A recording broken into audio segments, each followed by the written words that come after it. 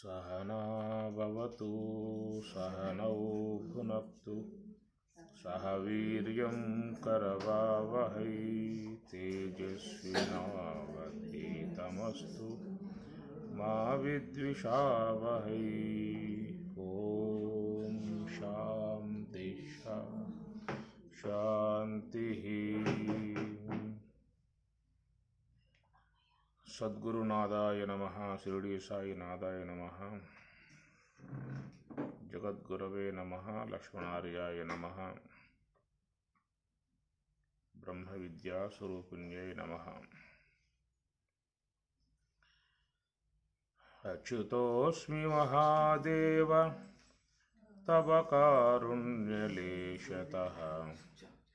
विज्ञानघन एवास्मि शिवोऽस्मि किमतः परम्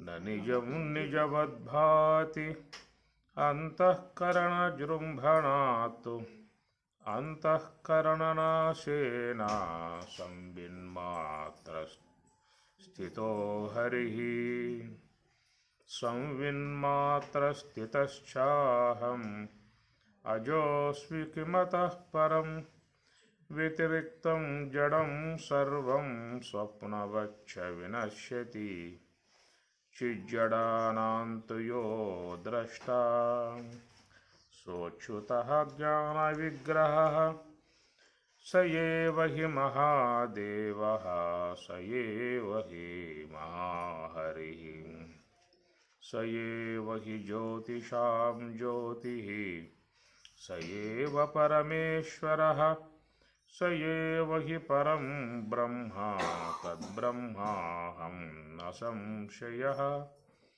जीवः शिवः शिवो जीवः स जीवः केवलः शिवः तुषेण बद्धो व्रीहि स्यात् तुषाभावेन तण्डुलः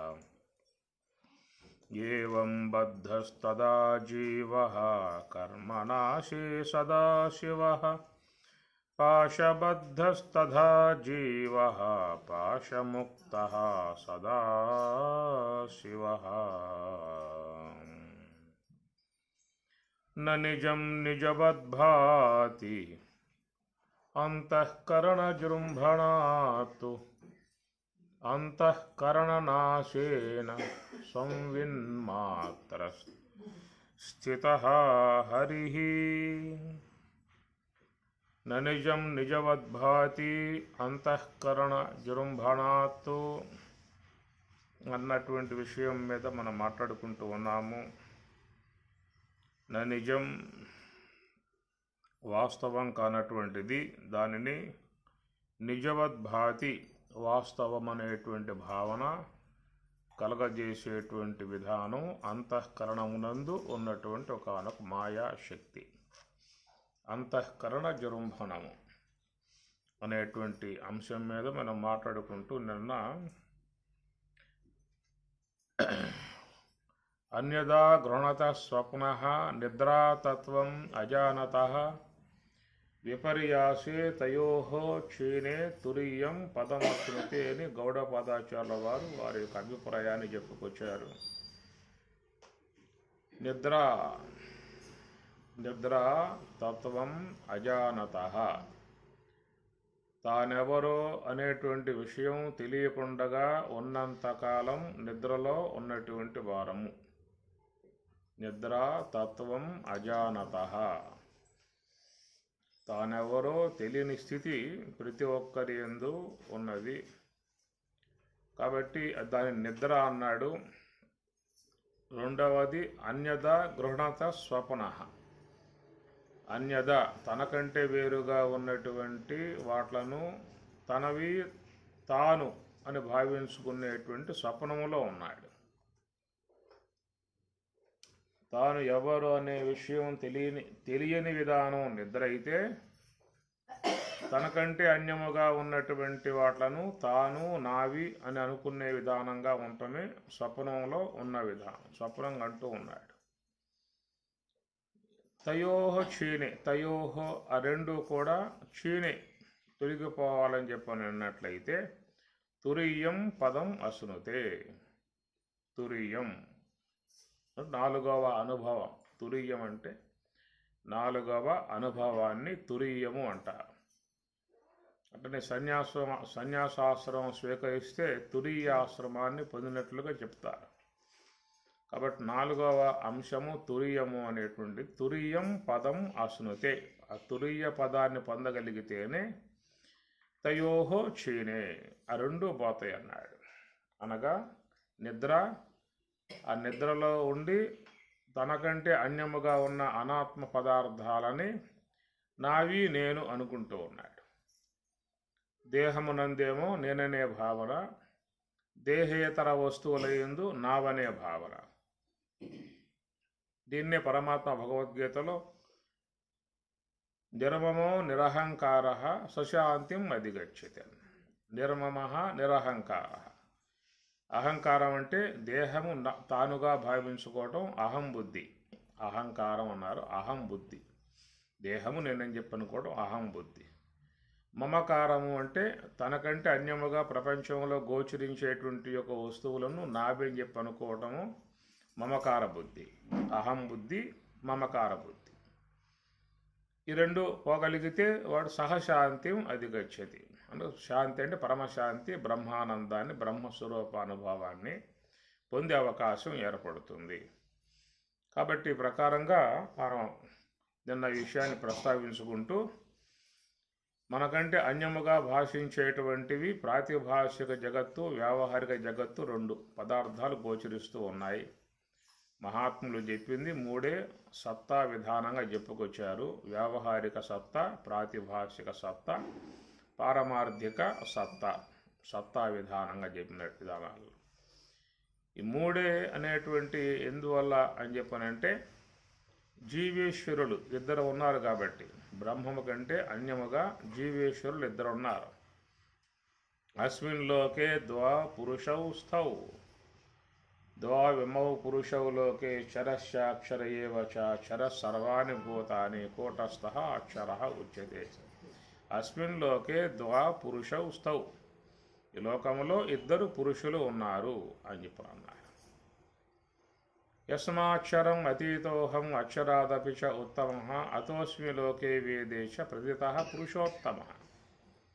ఇద్దరికంటే వేరుగా అతీతముగా ఉన్నటువంటి స్వరూపం పురుషోత్తముడు. ఆ పురుషోత్తముడే బ్రహ్మము, శుద్ధ బ్రహ్మము. అదే పురుషోత్తమ ప్రాప్తి యోగము అని పరమాత్మ 15వ అధ్యాయంగా పేరు పెట్టారు. ఈ అధ్యాయం పేరు పురుషోత్తమ ప్రాప్తి యోగము అని.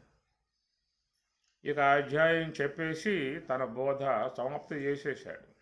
ఇతి గుహ్యతమం శాస్త్రం ఇదముక్తం మయా నఘ ఏతద్బుద్ధ్వా బుద్ధిమాన్ సత్ కృతకృత్యశ్చ భారత.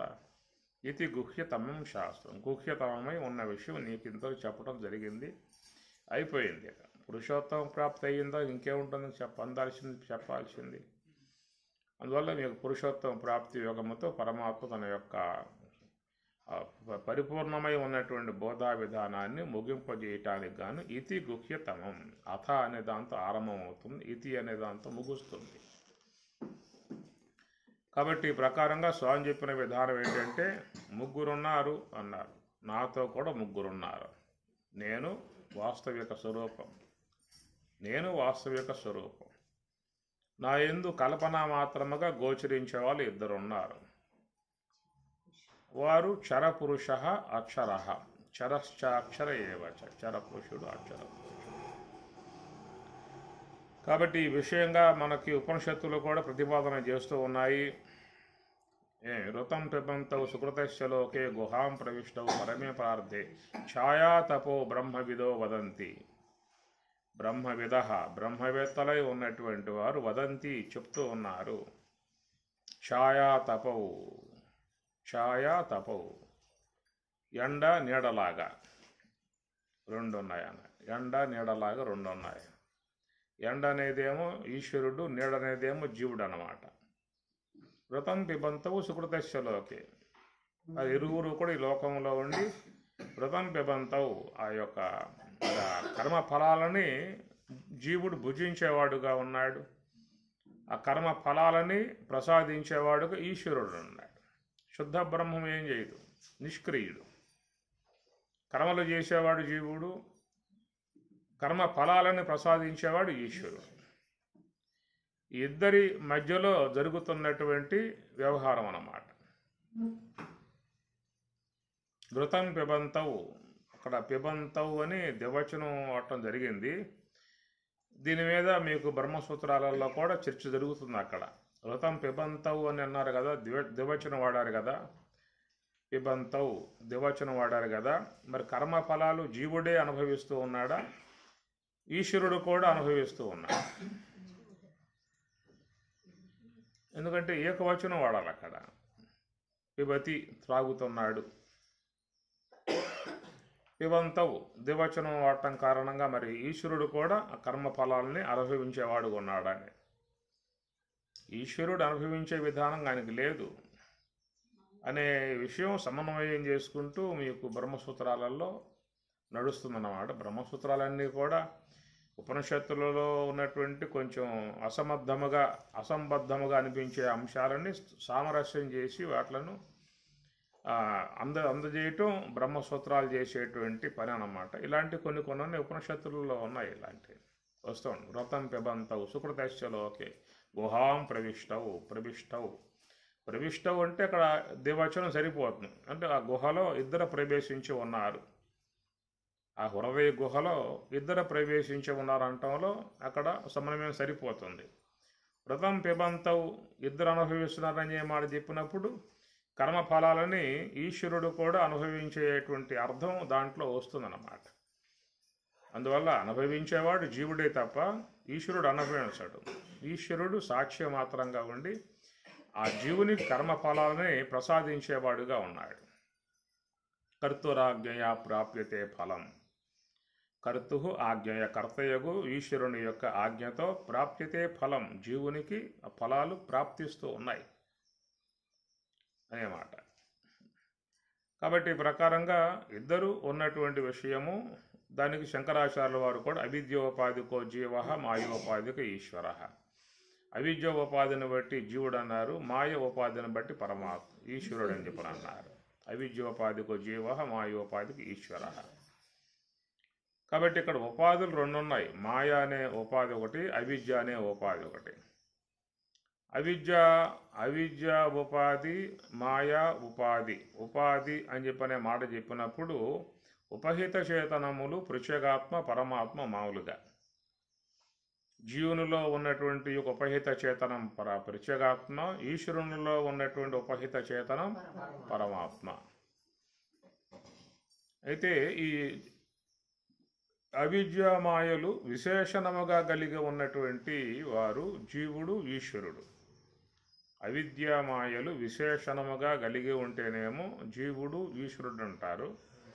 అవిద్యామాయలు ఉపహిత చేతనం కలిగి ఉన్నటువంటి యొక్క అవైతేనేమో పృచ్ఛగాత్మ పరమాత్మ అంటారు.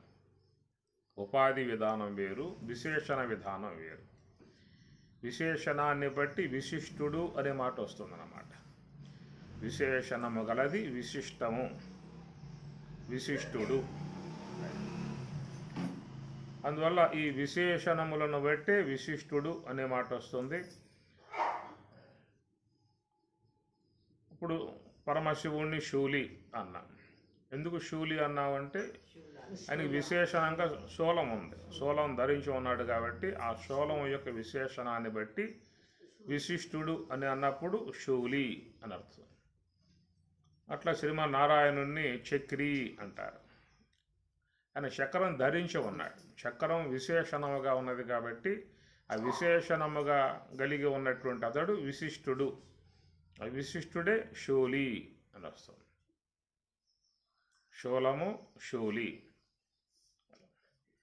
కనుక విశేషణములను పడేటువంటివి చాలా ఉంటాయన్నమాట. ఆ విశేషణాలను బట్టి విశిష్టుడుగా పిలువబడుతూ ఉంటాడు. యోగం అనేది విశిష్టము, అయోగము కలిగి ఉన్నవాడు యోగి. జ్ఞానం అనేది విశేషణము, జ్ఞానం కలిగి ఉన్నవాడు జ్ఞాని. ధనం అనేది విశిష్టము, ధనం కలిగి ఉన్నవాడు ధని. మానం అనేది విశేషణము, ఆ మానము కలిగి ఉన్నవాడు మాని. గుణం అనేది విశేషణము, గుణం కలిగి ఉన్నది గుణి. ఇట్లా విశేషణాలతో వస్తాయన్నమాట. అట్లాగా అవిద్య అనే విశేషణము కలిగి ఉన్నటువంటి జీవుడు విశిష్టుడు. దాన్ని విశిష్టాత్మగోచర ఆంతర ప్రత్యక్ష ప్రమాన్ని కూడా వాడతారు. విశిష్టాత్మగోచర ఆంతర ప్రత్యక్ష ప్రమ, విశుద్ధాత్మగోచర ఆంతర ప్రత్యక్ష ప్రమ, 2 పదాలు వాడతారు అక్కడ. మనకి ఇదంతా శంకర భాష్యం, ఆ అధ్యాస భాష్యంలో వచ్చేటువంటి అంశాలు ఇవన్నీ కూడా. విశిష్టుడు కాబట్టి జీవుడు ఎన్ని విశేషణాలు, మొత్తం విశేషణాలతోనే చేరి ఉన్నాడు కాబట్టి విశిష్టుడు అయ్యాడన్నమాట. కాబట్టి విశిష్టుడు అయి ఉన్నటువంటి జీవుడు విశిష్టాత్మగోచర ఆంతర ప్రత్యక్ష ప్రమాణి. అట్లనే వైష్ణవంలో కూడా ఆ శ్రీమన్నారాయణుడు అనేక విశేషణములతో కలిగి ఉన్నాడు కాబట్టి విశిష్టాద్వైతం అని చెప్పిన వాళ్ళు ఆ పదానికి అక్కడ అర్థం చెప్పుకుంటూ పోయారు. విశిష్టుడు అంటే అనేక విశేషణాలు స్వామివారికి ఉన్నాయి, అందువల్ల ఆయన విశిష్టుడు, విశేషములతో చేరి ఉన్నటువంటి యొక్క స్వామి కాబట్టి విశిష్టుడు. అందువల్ల మా యొక్క సాంప్రదాయకం విశిష్ట అద్వైతము అని వాళ్ళు దానికి. సరే, ఇక్కడ జీవేశ్వరుడు. ఈ జీవేశ్వరులలో ఉన్నటువంటి విధానముగా గోచరించేటువంటిది ఒకటి ప్రాతిభాషిక విశ్వము, రెండవది వ్యావహారిక విశ్వము.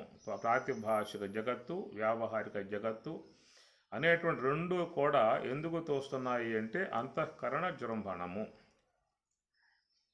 జీవత్వం తోయటానికి అవిద్య అనే ఉపాధి, ఈశ్వరత్వం తోయటానికి మాయ అనే ఉపాధి, 2 కూడా ఉపాధులు ఉన్నాయి. అయితే ఈ ఉపాధి కలిగి ఉన్నటువంటి యొక్క వారి ఎందుకు గోచరించేటువంటివి ఒకటేమో వ్యావహారిక జగత్తు, మరొకటి ప్రాతిభాషిక జగత్తు, 2 కూడా అధ్యస్థమై భాషిస్తూ ఉన్నాయి కాబట్టి వ్యావహారిక సత్తా అన్నారు, ప్రాతిభాషిక సత్తా అని చెప్పని అన్నారు. ఈ రెండింటికి కూడా జీవుడు వాటి యొక్క ప్రభావాలకు గురవుతున్నాడు. వీడు అంతఃకరణ ప్రభావంతో ఏర్పడేటువంటి ఈ ప్రాతిభాషిక జగత్తు, వ్యావహారిక జగత్తుగా చెప్పబడుతున్నాయో ఈ రెండింటి ప్రభావాలకు గురై బాధపడుతున్న పరిస్థితి ఎవరికని చెప్పానంటే జీవుడికి. మరి వ్యావహారిక జగత్తు అనేది ఈశ్వర కల్పితముగా భాషిస్తున్నది కదా, అలాగే ఈశ్వర కల్పితముగా భాషించేటువంటి యొక్క వ్యావహారిక జగత్తు ఈశ్వరుణ్ణి బాధించేదిగా లేదా? అర్థమవుతాయి మాటలో. ఏ యొక్క అవిద్య మాయ అనబడేటువంటి ఉపాధుల యొక్క మూలముగా చేసుకుని ఏ అంతఃకరణమైతే వ్యావహారిక జగత్తుని, ప్రాతిభాషిక జగత్తుని కల్పన చేసేదిగా ఉన్నదో, ఈ కల్పన చేసేటువంటి యొక్క వ్యావహారికమై ఉన్నటువంటి నామరూపాత్మక జగత్తు కానీ, ప్రాతిభాషికమై ఉన్నటువంటి యొక్క నామరూపాత్మక జగత్తు కానీ, ఈ రెండింటి ప్రభావాలకు గురై అలమటిస్తున్నటువంటి వాడు జీవుడా ఈశ్వరుడా? జీవుడే వాడి ప్రభావాలకు గురై ఇబ్బంది పడుతున్న పరిస్థితి. నిన్న మనం ఈ విషయం మీద మాట్లాడుకుంటూ స్వప్నలోకం ఉదాహరణ తీసుకున్నాము. మరి ఆ స్వప్నమునందు అనేక రకాల భాషిస్తూ ఉంటాయి. సంతోషం కలగజేసేవి ఉంటాయి, బాధలు కలగజేసేవి ఉంటాయి, వేదన కలగజేసేవి ఉంటాయి, ఉద్వేగం కలగజేసేవి ఉంటాయి. అనేక రకాలైనటువంటి యొక్క దృశ్యాలన్నీ అక్కడ మీకు వ్యక్తం అవుతాయి. ఆ వ్యక్తం చేసేదంతా మనస్సు యొక్క సంబంధ వ్యవహారమే. మనసు లేకుండా ఏర్పడే అవకాశాలు లేవు. సుషుప్తిలో మనసు లేదు, ఆడేం లేవు. కాబట్టి మనస్సు యొక్క ప్రభావంతో ఏర్పడేటువంటి ఈ నామరూపాత్మకమైనటువంటి యొక్క మరొక అందమైనటువంటి సృష్టి ఒకటి నిర్మాణం చేయబడుతుంది.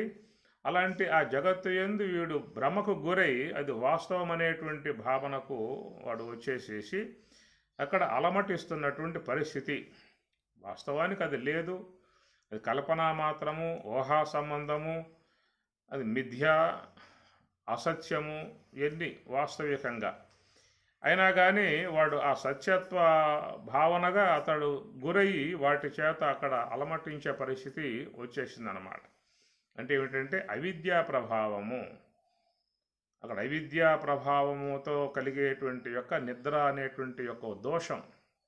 నిద్ర అనే దోషం, ఆ నిద్ర దోషమునందు ఈ మనస్సు యొక్క తనలో ఉన్నటువంటి సంస్కారాల ప్రభావము నుంచి ఆవిర్భవం అయ్యేటువంటి యొక్క ఒక నామరూపాత్మిక అందమైనటువంటి యొక్క సృష్టి ప్రభావానికి ఇప్పుడు గురై అక్కడ వాడు మరి సంతోషపడే విధానం ఉంటుంది, బాధపడే విధానం ఉంటుంది. అనేక విధాయకాలుగా జీవుడు అక్కడ వాటిలో గురయ్యి విలపిస్తూ ఉన్నాడు. కాబట్టి ప్రకారంగా మరి అక్కడ ఆ యొక్క మిథ్యా సంబంధమై ఉన్నటువంటి జగత్తుకు సత్యత్వ భావనతో వాడు బాధపడుతున్నటువంటి పరిస్థితి. ఆ విధముగా స్వప్న జగత్తులో మరి మిథ్యా సంబంధము, కల్పనా సంబంధము, అవాస్తవము అయినటువంటి ఏ యొక్క జగత్తున్నదో ఆ జగత్తు యొక్క భ్రమలకు గురై బాధపడుతున్నటువంటి వాడు ఆ జగత్ భ్రమల నుంచి వాడు బయటపడాలి అని చెప్పన్నట్లయితే వానికి మార్గం ఏదనేదిగా చూసినట్లయితే వాడు తిరిగి మరలా జాగ్రత్త అవస్థకు రావటం తప్ప మరొక అవకాశం వాడికి లేదు. ఎక్కడి నుంచి బయలుదేరి ఎక్కడికి వెళ్ళాడో తిరిగి మరలా వాడు అక్కడికి రాగలిగితేనే దాని యొక్క సంబంధ ప్రభావం వాడి మీద లేకుండా ఉండే అవకాశం ఉంటుంది. కనుక మెలకువను పొందకుండగా జాగ్రత్త అవస్థకు రాకుండగా అక్కడే ఉండి భ్రమ లేకుండా పోగొట్టుకోవటం అని చెప్పారంటే కూడా కుదిరే వ్యవహారం కాదు. దాన్ని చెప్పుకున్నాం కదా. ఎవరో మహాత్ముడు ఆయన మరి వెళ్ళాడు. మహాత్ములకి ఏదో ఉంటాయి మార్గాలు. కనుక వాడున్న లోకానికి ఈయన వెళ్ళాడు. అరే ఎందుకు బాధపడతావురా, దొంగలు వచ్చి దోసుకోపోయారని చెప్పేసి అని. అంతా వాస్తవం కాదు, ఇదంతా కల్పన, నువ్వు నిద్రపోవటం వల్ల తోసింది అంతా కూడా. ఇదంతా కూడా మరి మేలుకుంటే మొత్తం పోతుంది. కనుక కల్పన మాత్రమై ఉన్నటువంటి యొక్క వాటిల విషయమై ఎందుకు నువ్వు ఏ విధంగా బాధపడతావు, దుఃఖపడతావు, వేదన పడతావు అని చెప్పని కదా చెప్పింది. ఎంత చెప్పినా కానీ వాడికి ఏంటంటే ఏదో మహాత్ములు వాళ్ళు చెప్తారు, మనం వినాలి అంతవరకే తప్ప అన్న భావనే ఉంటుంది. ఇంకేమైనా ఉంటుందా? చెప్తారు మహాత్ములు, మనం వినాలి, నమస్కారం పెట్టుకోవాలి, శక్తి ఉంటే తాంబూలం సదర్శన తాంబూలాన్ని సమర్పించుకోవాలి. మనకుండి మనకుంటాయి.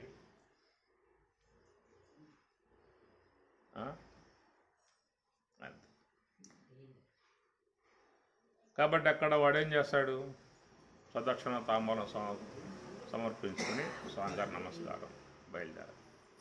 మా బాధలు మాకుంటాయి, మా ఇబ్బందులు మాకుంటాయి, ఈ పోయేయం కావు. నువ్వు ఎంత మిథ్య అని చెప్పినా నీ వరకు మిథ్య అనిపిస్తాయి. ఏమో మాకు మిథ్యలు కావు.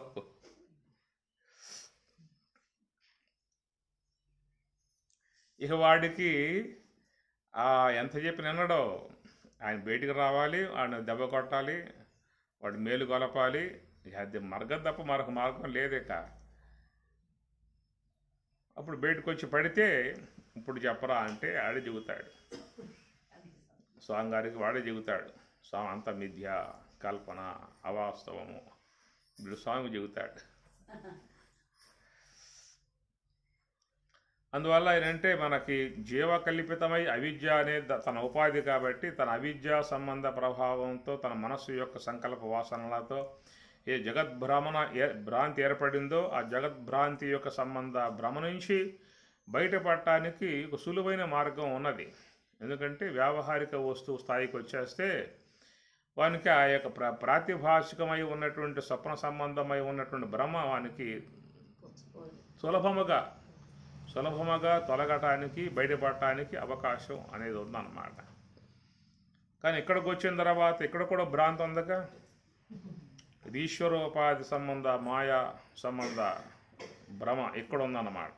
అక్కడేమో జీవోపాధి యోగు అవిద్యా సంబంధ భ్రమతో అది తోసింది. దాని నుంచి బయటపడటానికి వీడికి సులభంగా మార్గం ఉన్నది.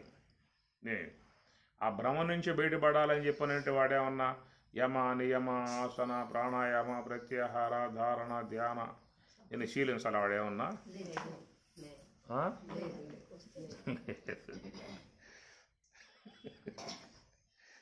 ఎందుకంటే అది వాడి ఉపాధి వల్ల దోషింది కాబట్టి కొంచెం బయటకు వచ్చేస్తే సరిపోతున్నాయి. వాడికి దాని మీద ఎలాంటి భావం లేదు. ఒకవేళ రాత్రి తోచినటువంటి ఆ ఇండ్లు వాకిళ్ళు భార్య బిడ్డలు సంపదలు బ్యాంక్ బ్యాలెన్స్లు ఏమన్నా మొత్తం పెట్టిన పోయినా కానీ ఎవడు బాధపడతాడు? బయటకు వచ్చాక అయ్యో నా ఇల్లు పోయింది, నా భార్య బిడ్డలు పోయారే, నా బ్యాంక్ బ్యాలెన్స్లు పోయాయి, నా ఫ్లాట్లు పోయాయని ఎవరిని ఏడ్చే విధానం ఉంటుంది లేచిన తర్వాత. ఎందుకంటే అది వారికి దృఢంగా కలిగింది, అదే కల్పన, అది వాస్తవం కాదని దృఢభావం ఏర్పడింది కాబట్టి ఎవరు పోయినా కానీ ఎవరో కూడా దుఃఖిస్తారు. ఆడబోతే ఏడుస్తాడు. నిద్ర లెగిస్తే మొత్తం పోయాయిగా ఆడ అన్నీ పోలా, ఏదో ఒక్కటే పోయిందన్నమాట. ఒకటి పోయితే అక్కడ ఏడుస్తాడు. మేలుకుంటే మొత్తం పోయాయి కానీ బాధ లేదు. ఏడుకొచ్చాం, ఇక్కడ కూడా మరే ఉంది. ఇదో స్వప్నం అదో స్వప్నం. అది మహాత్ములు చెప్పేమాట స్వప్న జాగరములు సమములు అని అంటారు వాళ్ళు. గుణశూన్యుడగు పరమునికి. అందువల్ల ఇది నామరూపాత్మకమై ఉన్నటువంటి యొక్క జగత్తే. అది ప్రాతిభాషిక జగత్ అన్నాం, ఇది నామరూపాత్మక, అది జగత్తే నామరూపాత్మక వ్యావహారిక జగత్ అని దీన్ని వాడారు. కాబట్టి ఈ జగద్భ్రమకు కారణం ఏంటంటే ఇది మాయా ప్రభావంతో గోచరించే విధానం. అందువల్ల మాయ ఉపాదాన కారణము. ఈ జగత్తుకి నామరూపాత్మక జగత్తుకి మాయ అనేది ఉపాదాన కారణం. నిద్రా సమయంలో గోచరించేటువంటి యొక్క ప్రాతిభాషిక నామరూపాత్మక జగత్తుకి అవిద్య అనేది ఉపాదాన కారణం. అవిద్య ఉపాదాన కారణముగా ఆ జగత్తు గోచరిస్తుంది, మాయ ఉపాదాన కారణముగా ఈ జగత్తు గోచరిస్తుంది అన్నమాట. కాబట్టి ఆ యొక్క అవిద్యా సంబంధ స్వప్న జగత్తు ప్రాతిభాష జగత్తు నుంచి బయటపడటానికి కొంచెం సులువుగా బయటపడే అవకాశం ఉన్నది. కానీ ఈ యొక్క ఈశ్వర ఉపాధి సంబంధమై ఉన్నటువంటి యొక్క మాయా కల్పితమై ఉన్నటువంటి వ్యవహార జగత్తు నుంచి బయటపడటం అని చెప్పినట్టే మాత్రం అంత సులువు కాదు. మమ మాయా దురత్యయ, నీకు అది నీది కాబట్టి బయటపడ్డా, ఇది నీది కాదు కదా. ఈ ఉపాధి ఈశ్వర ఉపాధి, మాయా ప్రభావం అంత తేలిక కాదు. ఎంతో కాలంగా వింటున్నావు, పుస్తకాలు చిరిగిపోతా ఉన్నాయి. ఎంతోమంది గురువులు వస్తున్నారు పోతూ ఉన్నారు. అది చెప్పి ఎంతమంది పోతా ఉన్నారు. చదివి పుస్తకాలు ఎన్నో చిరిగిపోతా ఉన్నాయి. రాసుకుని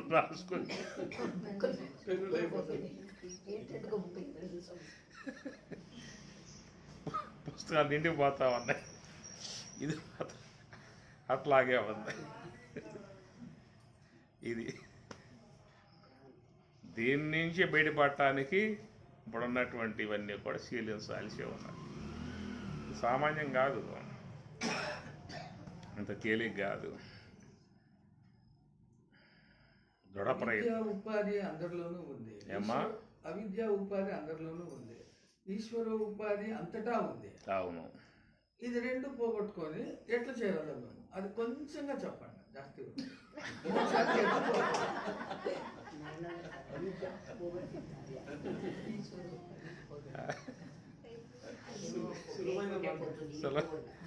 సూక్ష్మంలో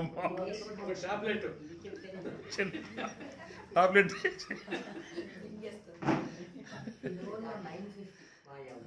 ఎలా అంటే అంతా కూడుకొనేసి అవిద్యలో. అమ్మా అవిద్యలో కూడుకోండి మాత్రం, లేకుంటే 18 లేసే కాదు. అంటే అవిద్య పోయిందేం లేదు, అవిద్యా ప్రభావం నుంచి బయటపడ్డాం అంతే.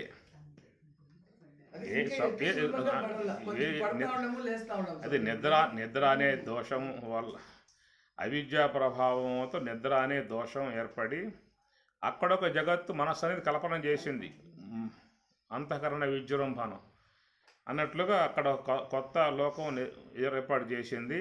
దాంట్లో భ్రమలకు గురై ఉన్నటువంటి మనము బయటపడటానికి ఒక సులువైన మార్గం మేలుకోవడం అనేటువంటి అంశం. మేలుకుంటే సులభంగానే బయటపడే అవకాశం ఉంది. బయటపడ్డాక మనమే చెబుతాం అదంతా భ్రమ, అదంతా ఒత్తది, అదంతా కల్పన, అనవసరంగా ఏడ్చాను, ఏదో బాధపడ్డాను, అసలు పోయింది లేదు, ఏమీ లేదు, అనవసరంగా ఏడ్చని తర్వాత కాలంలో వ్యక్తి భావనకు వచ్చేస్తాడు. కానీ ఎట్లయితే మనం స్వప్నంలో ఉన్నప్పుడు ఆ నామరూపాత్మక వాటికి ప్రభావితులమై వాటి యొక్క విషయాల్లో పూర్తిగా ఇన్వాల్వ్ అయిపోయి అక్కడ జరిగేటువంటి పరిణామాలకు మనం గురై విలపించటము, బాధపడటము, దుఃఖపడటం అనేకం చేశాం అక్కడ. కానీ వాటి నుంచి బయటపడటానికి సులువైనటువంటి మార్గం వ్యావహారిక వస్తువుకు వచ్చేస్తే ఆ ప్రాతిభాషిక వస్తువులు మరుగైపోతాయి. ఇది ఇక్కడ ఏ యొక్క వ్యావహారిక వస్తువులుగా ఈశ్వర కల్పన సంబంధముగా మాయా ప్రభావంతో గోచరించేటువంటి యొక్క ఈ నామరూపాత్మకమై ఉన్నటువంటి వాటి ఎందుకు కూడా దాదాపుగా అందరూ స్వప్నంలో విలపించినట్లుగానే, స్వప్నంలో బాధపడ్డ విధానంగానే, స్వప్నంలో భయాలకు గురైన విధానంగానే ఇక్కడ కూడా ప్రభావాలకు గురయ్యి నిరంతరంగా వ్యక్తి బాధపడుతున్నటువంటి పరిస్థితి. ఇవి వాస్తవికంగా నీవు కాదు, అసలు నువ్వు తెచ్చింది కాదు, నీతో ఇవి వచ్చేవి కూడా కాదు, అవి నువ్వు ఉన్నంత వరకు కూడా ఇవి ఉండేటువంటివి కావు. మరో క్షణంలో వాటి యొక్క రూపాలన్నీ మళ్ళీ కనుమరుగై కాలగర్భంలో చేరిపోయేటువంటి ఇలా చాలా వాస్తవిక విధానాలు కనబడుతూ ఉన్నా కానీ ఏదో కారణంగా మాయా ప్రభావాలకు గురై వీటికి లోనై ఈ రాగద్వేషాలకి గురై మనిషి కదిలిపోతున్న పరిస్థితి, దుఃఖాలకి గురవుతున్న పరిస్థితి, ఇంకా అనేక దేహాలను పొందాల్సిన పరిస్థితి కూడా దాని ద్వారా ఏర్పడుతున్న విధానం జీవుడికి. ఇట్లాగా ఉన్నటువంటి యొక్క ఈ మాయా సంబంధ ప్రభావం నుండి బయటపడటానికి ఉన్న మార్గం ఒకే మార్గం ఏమిటంటే నిద్రా సమయంలో అవిద్యా ప్రభావంతో మనస్సు యొక్క వాసనల ప్రభావంతో ఏర్పడేటువంటి ప్రాతిభాషిక నామరూపాత్మిక ఆ జీవ జగత్తు నుంచి బయటపడటానికి మనకున్న ఉపాయము వ్యావహారిక వస్తువు జ్ఞానం పొందితే మనకు ప్రాతిభాషిక వస్తువు యొక్క సంబంధ భ్రమ తొలగిపోతుంది.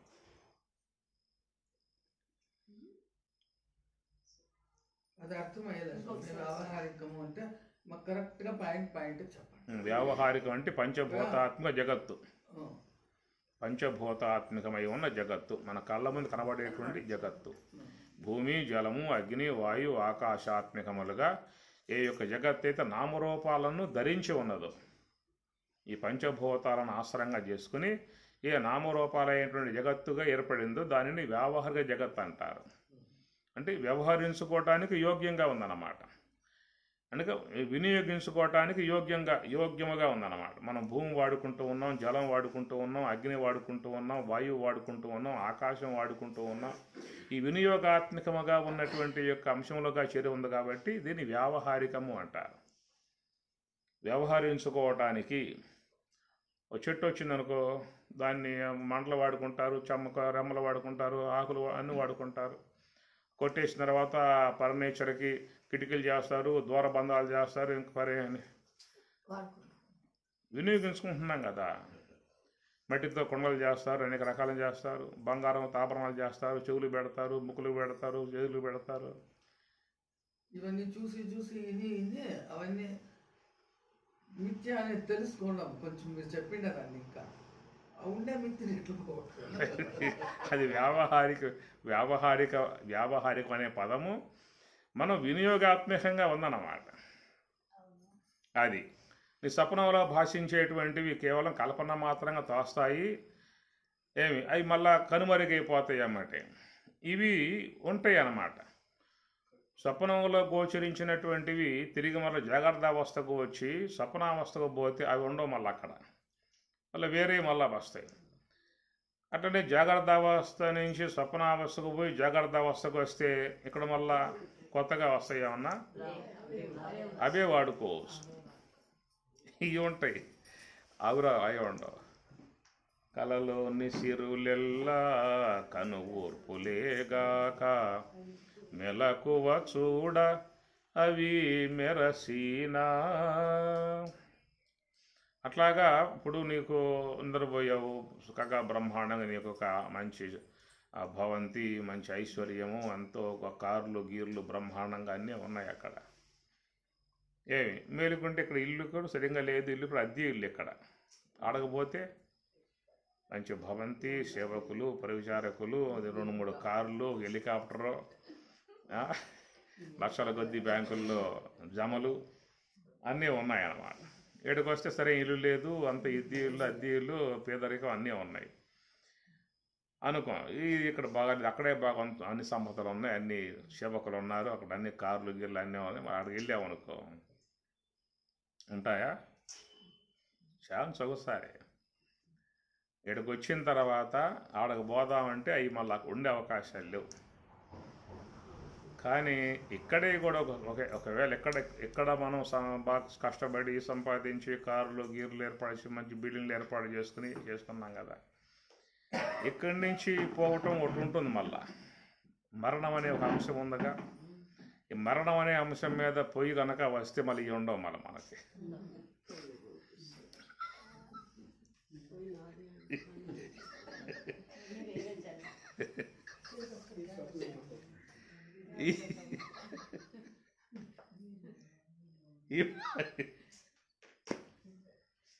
ఈ పాయింట్ నిద్ర అనే అంశాలు పోయేస్తే ఉంటాయి. మరణం అనే అంశం పోయించామనుకో మళ్ళీ ఆయన ఇవ్వడు, ఈశ్వరుడు ఇవ్వడు. ఏం స్వామిని సంపాదించాను కష్టపడ్డాను కదా, అలాగే అని చెప్పి అన్నాం అనుకో అనే పలకడం. అది ఆడకు పోయేస్తే నిద్రకి ఇచ్చేస్తాడు. మళ్ళీ నీ ఇల్లే నీకు ఉంచుతాడు, నీ పరివారమే ఉంచుతాడు, నీ సంపదలే ఉంచుతాడు. ఆడకు పోయేసి తీసుకోవచ్చు. మళ్ళీ ఇటు పోయి తీసుకుంటాయంటే ఆడ మనకు కుదరదు చట్టం. ఇది ఒక అంశం. తీసుకోవాలంటే ఏం చేస్తే జన్మంలో మనం పొందాలంటే మళ్ళీ వేరే జన్మంలోనే మంచిగా పుట్టి మంచిగా అంటే అవే కావాలంటే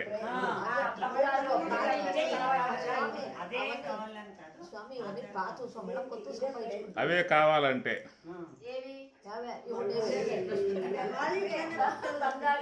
అదే కష్టపడి సంపాదించుకున్నావు, కూడబెట్టుకున్నావు, బ్యాంకులో పెట్టుకున్నావు, నీ పేరు మీద అన్నీ ఉన్నాయి. ఏదో ఉన్న విధానాలను అనుసరించి పోవాలని పారమాలిటీ ఒకటి ఉంది కాబట్టి, ఈశ్వరుడు పారమాలిటీ ఒకటి ఉంది కదా, పోవాలనే పారమాలిటీ. అలాంటి విధానం నువ్వు చేయి స్వామి పర్వాలేదు, కానీ నాకు తిరిగి మళ్ళీ పుట్టిస్తావు కాబట్టి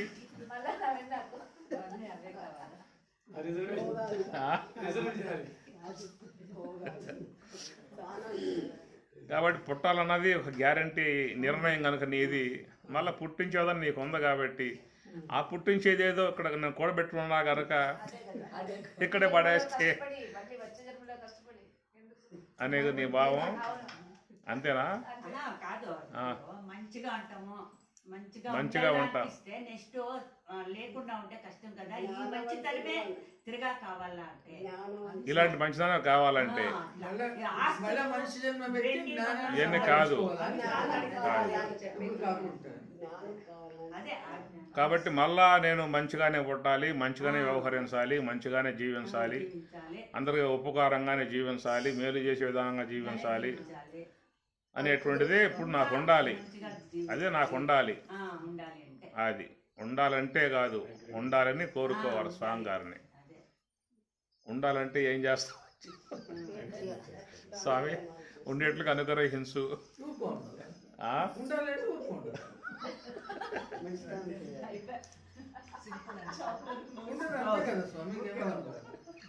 అది కుదరదు స్వామి. ఎందుకు స్వామి కోరుకోవాలా? కోరిక వదిలేయడానికి చెప్తాను. మళ్ళా అదే కాదు, మళ్ళా పాత ఎందుకు స్వామి? కుదరదు స్వామి.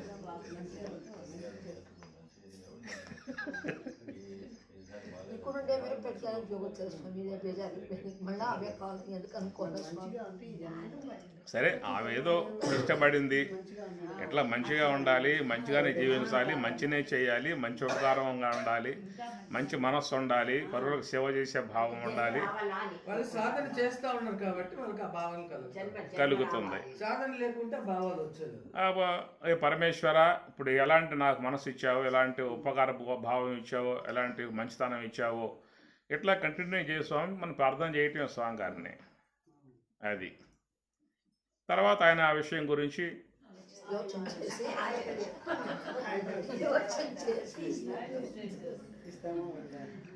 ఇది కుదిరే విషయమా స్వామి? ఆయన అనుగ్రహం. ఎందుకంటే స్వామి ఇది కుదిరే విషయమా స్వామి అది చెప్పండి ఫస్ట్. మీరు మళ్ళా జన్మానికి కావాలని అనుకునే బదులు ఈ జన్మంలోనే కావాలా, ఇప్పుడే కావాలా అని కోరుకోండి. ఇస్తాడు, ఇప్పుడే ఇస్తాడు. అది వర్తమానంలోనే పొందాలి. ఎవరు పొందినా కూడా భూతకాలం భవిష్యత్తులో పొందే అయ్యలేదు. వర్తమానంలో పొందాలి అంటే మనకు అదే కావాలా అన్నప్పుడు అయ్యే అవుతుంది. ఎందుకు అయ్యలేదు? ఇప్పుడు వంట కావాలంటే లేసి ఎందుకంటే చేత కాకుండా నేర్చుకొని చేస్తారా లేదు? కుదిరే చెప్పండి స్వామి. మీకు ఆ ఇది కావాలా భావన అన్నప్పుడు మీరు అదే దాన్ని అంటే సాధించాలి. అయ్యే పని చెప్పండి. అదే చెప్పండి, కుదిరే చెప్పండి స్వామి. వాళ్ళకి మళ్ళీ సపరేట్గా కూర్చొని చెప్పండి స్వామి. అర్థమైంది. ఇక్కడ ఒక ప్రశ్న అయింది. ఇప్పుడు మన పరిస్థితి బాగుంది, ఆనందంగా ఉన్నాము, ముందు ఇదే కావాలని కోరుకుంటాం. కొంతమంది పరిస్థితి బాగుండదు, వాళ్ళు కోరుకుంటారు వచ్చే జన్మలైనా మంచిగా కావాలి. వాళ్ళు ఎక్కడ పోవాలి?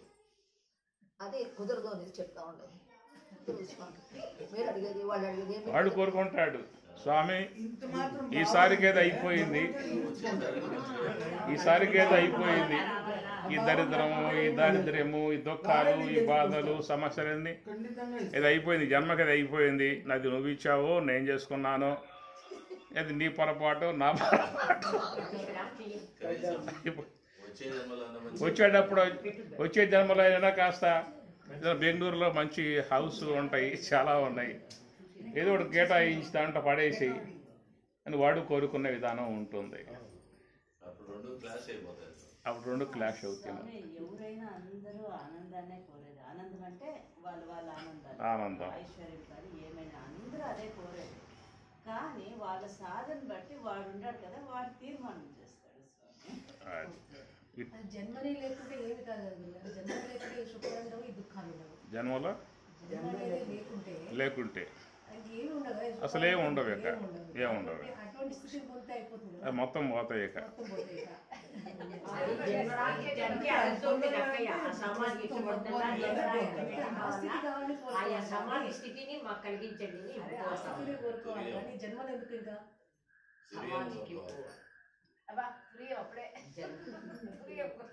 అంటే మా అమ్మగారికి ఏంటంటే ఏదో మనం కొంత లోక సేవ చేస్తున్నాం కాబట్టి ఇంకా సేవ చేయాల్సినటువంటి అంశాలు కొన్ని ఉన్నాయి కాబట్టి బాకీ పరులు అందరూ కూడా ధరించాలనేటువంటి యొక్క సహృద్భావన ఉంది కనుక ఇంకా ఇలాగా మంచిగా పుట్టి 10 మందికి సేవ చేసి 10 మంది ఉద్ధరించే విధానంగా ఉండేట్లుగా నేను ఒక్కడనే పోయి లాభం ఏమో అందరం తీసుకెళ్తాను నాతో పాటు.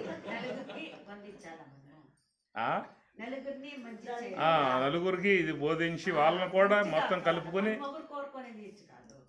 నేను ఒక్కరిని గట్టెక్కడం కాకుండా అందరం గట్టెక్కించిన తర్వాత నేను సర్వే జన సుఖినో భవంతు, అది సరే ఆ భావం కూడా మంచిది. తదాస్తు. ఈశ్వర కృప అనుగ్రహ ప్రాప్తిరస్తు. మీకు వచ్చేసింది. సాములు అడగచ్చు. అది ప్రశ్నోత్తరాలు పెట్టినప్పుడు అడిగేది మధ్యలో అడుగుతారు. రాత్రి అయిపోలేదు, ఎప్పుడైతే అప్పుడు అడగండి. లేకుంటే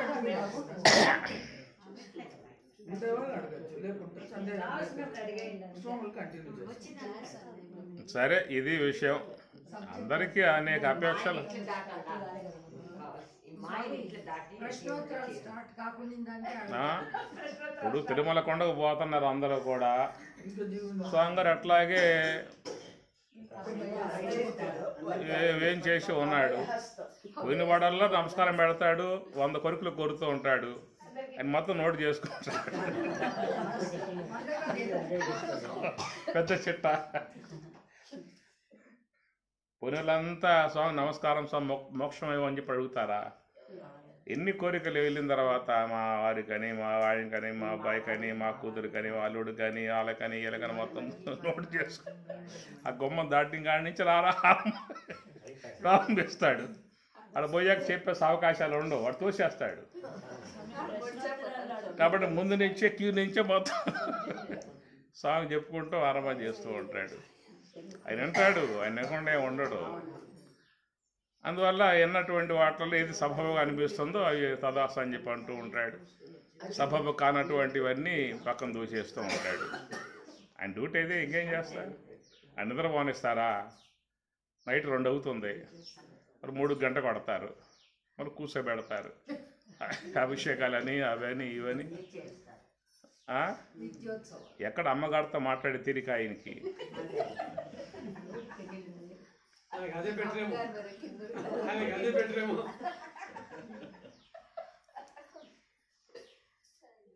మీరు చెప్పండి, మీకు కుదిరే చెప్పండి. మా ఆయన నుండి బయటపడి చెప్పండి. బయటపడితే చాలా నిద్రావస్థ నుంచి ఈజీగా వచ్చేసినాం కదా, జాగ్రత్త కొంత ఈజీగా వెళ్ళిపోవాలి.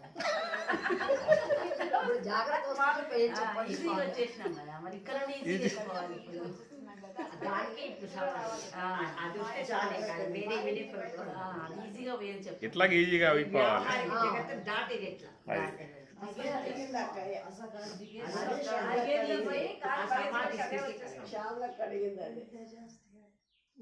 ఆయమ్మ పొందేసింది అంతే, మనతో అంతా పీలిపించుకోండి, ఊరికి అడుగుతా ఉండాలి. మాకుంటే మీరు అంత కష్టపడి మాకంతా పీలిపిస్తూ ఉంటారు. ఇది మిథ్య అని తెలుసు. నేను కాదే వాళ్ళకి పాపం.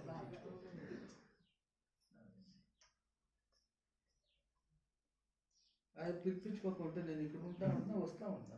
మాతోనూ పిలిపించుకోమంటారు. అదే మరి అందరూ ఉంటే కదమే, ఏకం కదమే. నీ ప్రాణం వేరే, నా ప్రాణం వేరే ఉందమే. అందుకే 4వ మాట వస్తా ఉండే. అది సాయి కృప వల్ల అమ్మగారు అక్కడ వచ్చారు, నివాసం చేసుకున్నారు. ఆ కృప వల్ల మీ అందరూ వచ్చి ఇక్కడ సత్సంగం చేసుకుంటూ ధ్యానం చేసుకుంటూ, అది 4 మాటలు. అది మహద్భాగ్యం. 4వ మాట 4వ మారు. ఇంకా జాస్తి ఉండదు. ఆ? స్వామిలో 4 మాటలు వచ్చింది. అవునా? నేరాలే. అది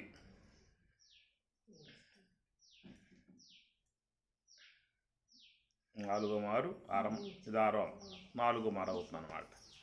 తర్వాత ఐదోసారి మీరే. 5వసారి మళ్ళా మీరే. సాయి కృప. కాబట్టి ఇప్పుడే తుర్యం ఇప్పించేసేయండి. 4వ మారు కదా. అతని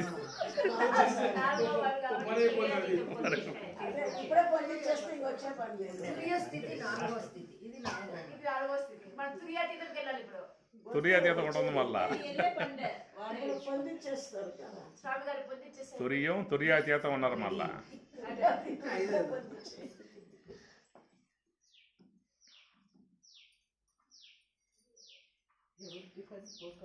నిజం నిజవద్భాతి అంతఃకరణ జృంభనాత్. ఇది శ్యామలమ్మ గారు ప్రసాదించారు దీన్ని. ఇది కళావతి అమ్మగారు ప్రసాదించిన ఇద, కళావతి వారు. మిథ్య అని తెలుసు. ఇదేమో మన గౌరమ్మ గారు ఎక్కడ ఉంది, ఆమె గారు ఇచ్చారు. ఈ పెట్టుకోబోయామనుకో, ఏం స్వామి పెట్టుకోలేదు మీరు, మేము ఇచ్చాం కదా అంటారు. పెట్టుకున్నామంటే స్వామికి ఎంత అపేక్ష ఈ ఉంగరాల మీద, వాళ్ళకైనా తెలుస్తుంది. ఇవన్నిటికన్నా ఎక్కువ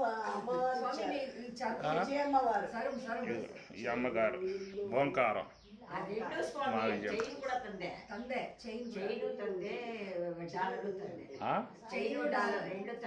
చైను 2 అమ్మగారు. ఇది మా మేఘమాలమ్మ గారు ఇచ్చారు ఓంకారం పతాకం. అది ఒకటి పెట్టకపోతే మళ్ళా ఏమో వాళ్ళే పెట్టారే మా పెట్టలే అంటారు. మళ్ళా 2 పెట్టామనుకో, నాది పెట్టలేదని అమ్మగారు మళ్ళీ మనసులో వస్తుంది.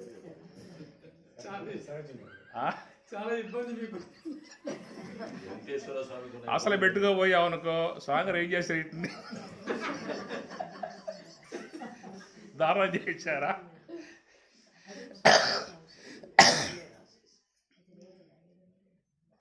ఏడుకొండల స్వామికి ఎన్ని ఆభరణాలు, కిరీటం ఎంత ఉంటుంది ఆయనకి. తిరుమల కొండ స్వామి ఎందుకరే భారం నాకు ఇది అంటాడు ఆయన గారు. సో మా తృప్తి కోసం పెట్టుకోండి అయ్యా స్వామి అంటారు వీళ్ళు.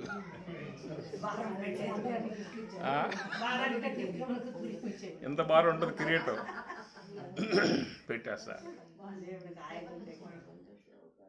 భక్తులు అయ్యాళ్ళకి పెడతారు, చేతులకు పెడతారు, ఆవరణాలు వేస్తారు, మొత్తం దించేస్తారు స్వామివారికి. సరే, ఏదో భక్తులు వాళ్ళకు ఉండే అపేక్షలు స్వామి భరించాల్సిందే, తప్పదు. కలియుగ వైకుంఠ స్వామి కదా, కలియుగ అంతం వరకు ఆయన గారు అటు నుంచోవాల్సిందే. ఆ తర్వాత మళ్ళీ యుగం అయిపోయిన తర్వాత వైకుంఠానికి పోయి పడుకుంటాడు. అంతఃకరణ జృంభణాత్ అంతఃకరణనాశేన సంవిన్మాత్ర స్థిత హరి. నువ్వు కోరింది అది, అంతఃకరణనాశేన. అది కావాలి కదా, అది ఎప్పుడవుతుంది? కనుక ఈ ప్రకారంగా ద్వాయమౌ పురుషౌ లోకే చరశ్చాక్షర ఏవచ చరః సర్వాణి భూతాని కూటస్థ అక్షర ఉచ్యతే. చక్కటి అంశాలు పరమాత్మ. ఈ విధంగా ఇద్దరు అస్మిన్ లోకే ద్వాపురుషౌ స్తౌ వ్రతం పిబంతౌ సుకృతశలో గుహాం ప్రవిష్ట ఛాయాతపౌ. ఏమి తిప్పలం స్వాదత్తి. ఈ ప్రకారంగా ఇద్దరు జీవేశ్వరులు ఉన్నారనేటువంటి మాట జీవుని యొక్క పరిధిలో ఏర్పడేటువంటి ప్రాతిభాషిక నామరూపాత్మక జగత్తు అది భ్రమా సంబంధమైందే. అట్లనే ఈశ్వరోపాధి యొక్క అధీనంలో ఏర్పడేటువంటి ఈ నామరూపాత్మిక ఈ యొక్క జగత్తు, వ్యావహారిక జగత్తు, ఇది కూడా కల్పన మాత్రము, భ్రమా సంబంధమైంది. రెండు భ్రమలకు సంబంధించినటువంటి అంశాలే.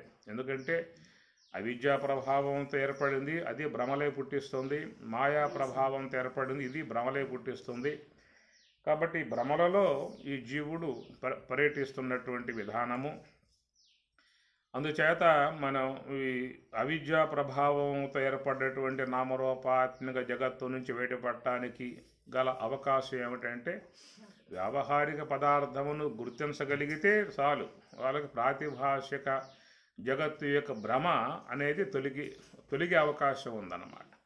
వ్యావహారిక వస్తు జ్ఞానం పొందకుండగా నీకు ప్రాతిభాషిక వస్తు భ్రమ తొలగే అవకాశము అంతే. అట్లాగా ఏ యొక్క వ్యావహారిక మాయా సంబంధ కల్పన మాత్రముతో గోచరించేటువంటి యొక్క నామరూపాత్మికమగు వ్యావహారిక జగత్తుగా ఈశ్వర కల్పన సంబంధముగా చెప్పేటువంటి ఈ జగద్భ్రాంతి అనేటువంటి యొక్క విధానం తొలగాలి అని చెప్పి అన్నట్లయితే దానికి పారమార్థిక సంబంధ వస్తు జ్ఞానం కలిగితే తప్ప ఇది పోయే అవకాశం లేదు, అంతే.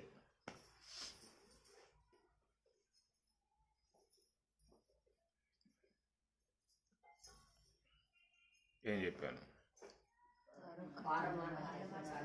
పారమార్థిక సంబంధం కలిగి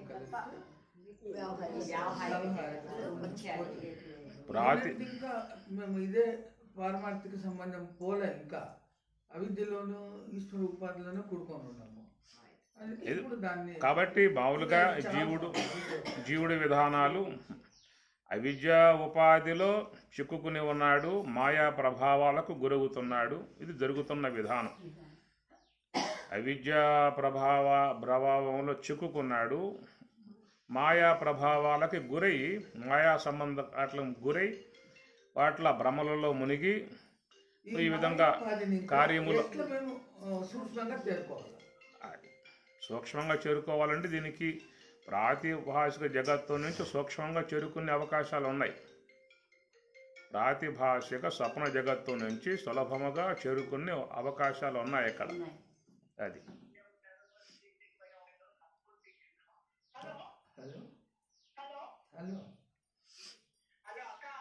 చెప్పండి.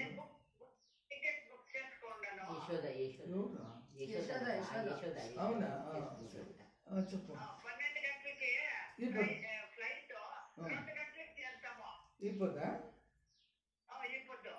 సరే, పంపిస్తాను. నేను మళ్ళీ ఫోన్ చేస్తాను. ఇంకో పంపిస్తాను. డ్రైవర్ ఇప్పుడు నాసిక్ పోతాను అంటాడు, వేరే వాళ్ళకి లేదు. నేను చెప్తాను, ఎవరికైనా చెప్తాను, చూస్తాను. ఇప్పుడు ట్రై చేస్తాను.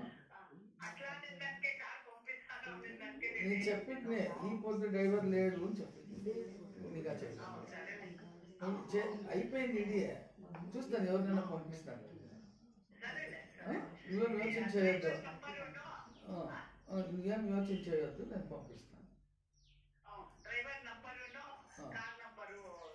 కార్ నెంబర్ వన్ పేరు వేస్తాను సరేనా ఎవరు లోపల వస్తారా ఇంకెవరు వస్తాను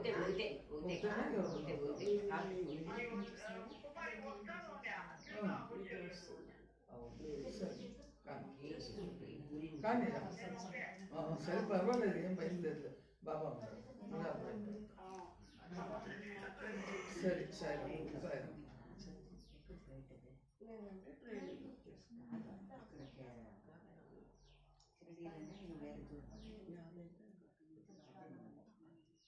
ఓం తత్సత్ ఓం. అది విషయం. కాబట్టి ఈ ప్రకారంగా మనం చెప్పుకున్న విధానంగా ప్రాతిభాషిక సత్తా వ్యావహారిక సత్తాగా ఉన్నటువంటి రెండు కూడా అవిద్య సంబంధ కార్యముగా ప్రాతిభాషికము, మాయా సంబంధ కార్యముగా వ్యావహారికము రెండు కూడా భాషిస్తున్నటువంటి విధానము.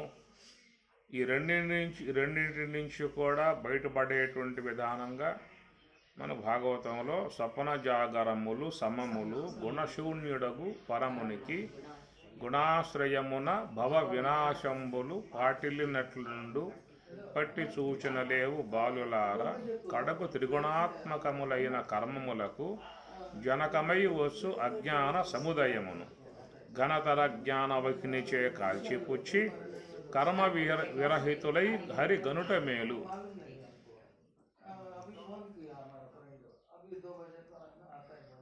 तुमको डालता है टिकट का नंबर जाता है कार घर का पास आने का कार ले अरे टाइम करेक्ट नहीं है ना मालूम नहीं है ये टिकट तुमको डालता है टाइमिंग देखो देखने को आओ.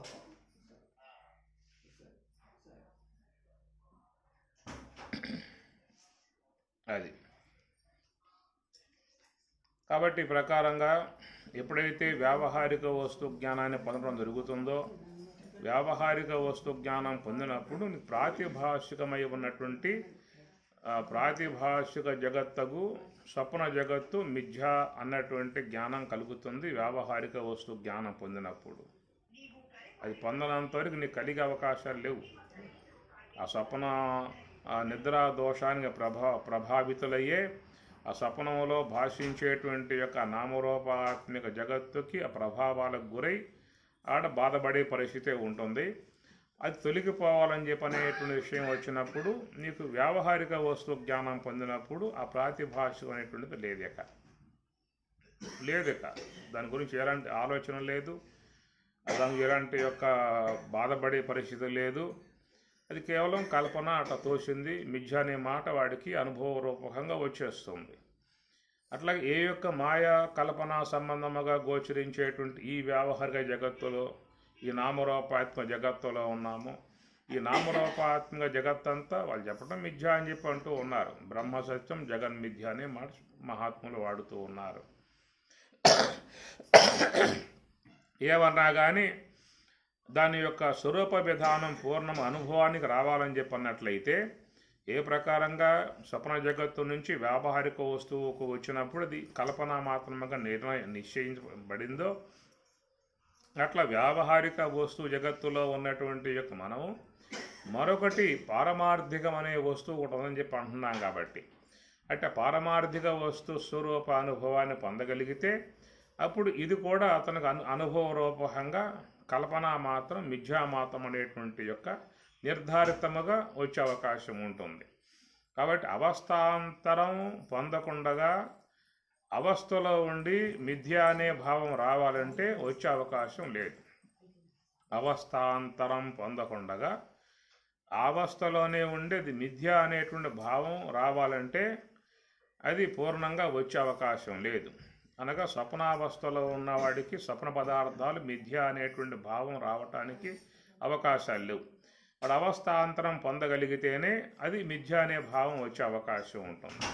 అంటే జాగ్రత్త అవస్థలో ఉండి జాగ్రత్త వస్తువులను మిథ్య అనుకున్నంత మాత్రంతో మిథ్య అనే భావన పూర్ణంగా వచ్చే అవకాశం లేదు. ఈ అవస్థ నుంచి మరొక అవస్థాంతరం మరొకటి ఉన్నది. అవస్థాంతరం పొందగలిగితే అప్పుడు ఇది మిథ్య అనే భావన పూర్ణంగా వచ్చే అవకాశం ఏర్పడుతుంది. అందువల్ల ప్రాతిభాషిక పదార్థాల నుంచి వ్యావహారిక వస్తువు వద్దకు వచ్చి అది మిథ్య అనేది నిశ్చయించుకున్నాం. వ్యావహారిక వస్తువు నుండి పారమార్థిక వస్తువుకి పోగలిగితే అప్పుడు వాడికి ఇది మిథ్య అనే భావన ఏర్పడుతుంది. ఎందుకంటే పారమార్థిక అంశం దగ్గరికి పోయినప్పుడు అక్కడ కేవలం బ్రహ్మం. యస్మా అక్షరం అతీతోహం అక్షరాదపి చ ఉత్తమ అతోస్మి లోకే వేదేశ ప్రతిత పురుషోత్తమ. ఈ క్షర విధానము నుండి అక్షర విధానము నుండి అవిద్యా విధానము నుండి మాయా విధానము నుండి జీవత్వము నుండి ఈశ్వరత్వము నుండి ఈ రెండింటి నుంచి విడబడగలిగేది శుద్ధ బ్రహ్మస్థాయికి పోయినప్పుడే. ఆడకపోతే ఈ రెండు లేవేక, అవిద్య లేదు మాయా లేదు. అవిద్య ప్రభావితమై ఉన్న స్వప్న జగత్తు అతన్ని బాధించేది లేదు. మాయా ప్రభావితమైనటువంటి వ్యవహార జగత్తు ఆయన బాధించేది లేదు. కాబట్టి వాళ్ళు ఇక పారమార్థికమనందు ఇది కేవలం మరి మిథ్య అనే విధానముగా పూర్ణముగా అనుభవానికి వచ్చేటువంటి విషయం. కాబట్టి మనకి చెప్పే విధానం ఏంటంటే పారమార్థిక స్వరూప అనుభవాన్ని జీవితంలో సంపాదించుకో. అది సంపాదించుకోవటానికే ఈ సాధనా సంబంధమై ఉన్నటువంటి అంశమంతా కూడా. దానికి నివృత్తి మార్గము ఏమి పారమార్థికమై ఉన్నటువంటి యొక్క బ్రహ్మము యొక్క అనుభవం సంపాదించుకోవడానికి ఏమిటయ్యా మార్గం అంటే నివృత్తి మార్గం ఒకటే. ప్రవృత్తి మార్గం వల్ల సాధ్యమయ్యేది కాదు. ప్రవృత్తి మార్గం వల్ల మళ్ళా వ్యావహారిక జగత్ సంబంధ భావం కలుగుతుందే కానీ నీ పారమార్థిక వస్తు జ్ఞానం కలిగే అవకాశం లేదు. అందుకే పరమాత్మ 18వ అధ్యాయంలో ప్రవృత్తించ నివృత్తించ రెండు మార్గాలు ఉన్నాయ్యా అన్నాడు. ప్రవృత్తించ బంధం, నివృత్తించ మోక్షం అని చెప్పేశాడు. కాబట్టి ప్రకారంగా నివృత్తి మార్గంలో పోయినప్పుడే నీకు పారమార్థిక వస్తు జ్ఞానం కలిగే అవకాశం ఉన్నది. ప్రవృత్తిలో పోయేంతవరకు మనకి వ్యావహారిక వస్తు జ్ఞానమే కలుగుతుంది తప్ప పారమార్థిక వస్తు జ్ఞానం కలిగే అవకాశం లేదు. కాబట్టి దాని మీద మనకి శాస్త్రకారులు కూడా నతత్ర చక్షురు గచ్చతి నవాక్కు గచ్చతి నో మనో నవిద్మో నవిజానీమో అని కేనోపనిషత్తులో చెప్పిన మాట అన్నమాట. నతత్ర చక్షురు గచ్చతి, చక్షురాది ఇంద్రియాలు, చక్షు అంటే జ్ఞానేంద్రియాలు మొత్తం, నవాక్కు వాక్ అంటే కర్మేంద్రియాలు మొత్తం, నో మనో అంటే అంతరేంద్రియాలు మొత్తం. కాబట్టి మనకు ఉన్నటువంటి సెన్సస్ ఏమిటంటే జ్ఞానేంద్రియములు, కర్మేంద్రియములు, అంతరేంద్రియాలు. ఇవి మనకి ఏవైనా తెలియజేసేటువంటివిగా ఉన్నాయి. అనగా ఈ వ్యావహారికముగా ఉన్నటువంటివి కానీ ప్రాతిభాషికముగా ఉన్నటువంటివి కానీ ఇవన్నిటినీ కూడా తెలియజేసేటువంటివి ఇవి అన్నమాట. కాబట్టి వీటిని నువ్వు ధ్యానం ద్వారా లేకుండా చేసుకోగలిగితే నీకు ఉండేటువంటిది ఏంటంటే పారమార్థికమే ఉంటుంది, బ్రహ్మమే ఉంటుంది.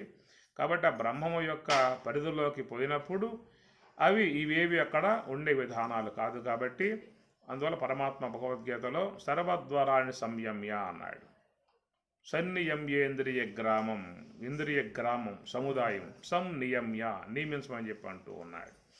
ఎందుకంటే ఇవన్నీ ఉన్నంత వరకు నీకు వ్యావహారికము ప్రాతిభాషికమే గోచరిస్తూ ఉంటాయి. ఇవన్నీ ఉన్నంత వరకు నీకు వ్యావహారికము ప్రాతిభాషికమే గోచరిస్తూ ఉంటాయి. అన్నిటినీ కూడా నువ్వు నీ యొక్క సాధన ద్వారా వాటిని జడం చేసినట్లయితే, తొలగింపజేసినట్లయితే మిగిలి ఉండేది కేవలం పారమార్థికము, బ్రహ్మము. కనుక ఆ బ్రాహ్మీ అనుభవాన్ని నువ్వు పొందగలిగితేనే, ఇదే మన గీతలో చెప్పే మాటలు కూడా, ఏషా బ్రాహ్మీ స్థితి పార్థ నైనాం ప్రాపి విముహ్యతి. తిరిగి మరల వాడు మోహానికి గురి అవకాశం లేవు అన్నాడేక.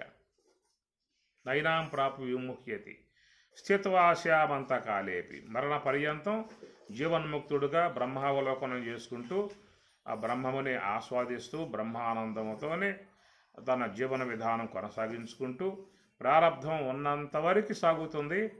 ప్రారబ్ధానంతరం విదేహముక్తి, జీవన్ముక్తి, విదేహముక్తిగా వాడు బ్రహ్మములో విలీనమైపోయే విధానం వానికి ఏర్పడుతుందని చెప్పి అన్నాడు. కాబట్టి ఆ ప్రకారంగా ఆ యొక్క పారమార్థిక వస్తువు యొక్క స్వరూపానుభవాన్ని పొందాలంటే ఏమిటి దానికి మార్గం అనే దానికి మనం మధ్యాహ్నం పాటు చెప్పుకుంటున్నటువంటి ఇమం వ్యవస్వతే యోగం, అది ఆ ప్రక్రియ అనే దాన్ని ముఖ్యంగా మనం అధ్యయనం చేయగలిగితే, ఆ మార్గం ఎట్లా అనే విషయం బాగా దృఢంగా అవగాహన చేసుకోగలిగితే ఆ మార్గంలో ప్రయాణం చేయడం తప్ప మరొక మార్గం లేదిక.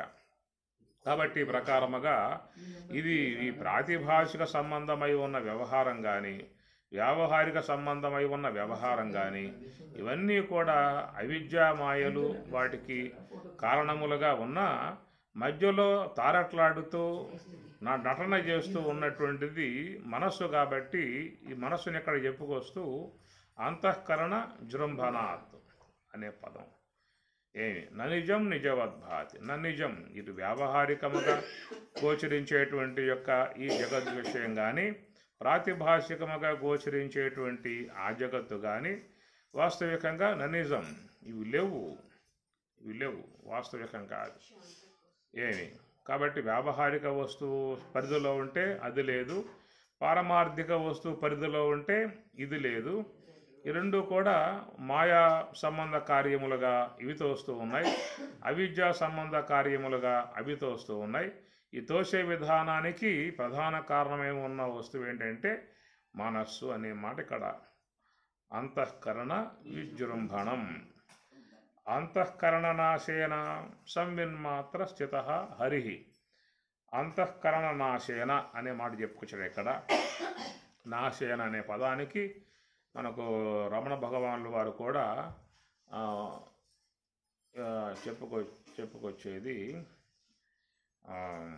లయ వినాశనే ఉభయరోధనే లయగతం పునః భవతి నో మృతం అని ఆయన ఒక సూత్రం చెప్పుకొస్తాడు.